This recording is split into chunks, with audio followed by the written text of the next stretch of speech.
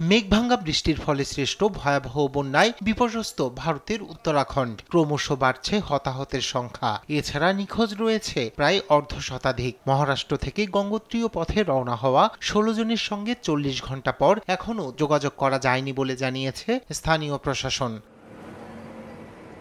পরিস্থিতি স্বাভাবিক করতে যৌথভাবে উদ্ধার তৎপরতা চালাচ্ছে জাতীয় বিপর্যয় মোকাবিলা বাহিনী, এনডিআরএফ, সেনাবাহিনী এবং রাজ্য বিপর্যয় মোকাবিলা বাহিনীর সদস্যরা।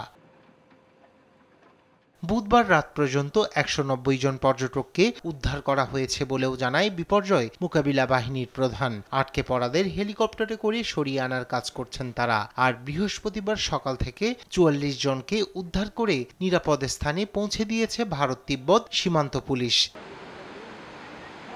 এদিকে বন্যায় রাস্তাঘাট ক্ষতিগ্রস্ত হওয়ায় উদ্ধার কাজ বাধাপ্রাপ্ত হচ্ছে বলে জানিয়েছে বিপর্যয় মোকাবিলা বাহিনীর সদস্যরা।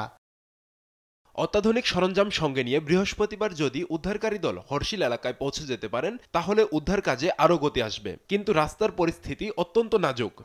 অন্যদিকে এক বিবৃতিতে দেশটির সেনাবাহিনী জানিয়েছে পরিস্থিতি ক্রমাগত পর্যবেক্ষণ করছে তারা। ক্ষতিগ্রস্ত বেসামরিক নাগরিকদের সম্ভাব্য সকল সহায়তা প্রদানে সম্পূর্ণরূপে প্রতিশ্রুতিবদ্ধ ভারতীয় সেনাবাহিনী।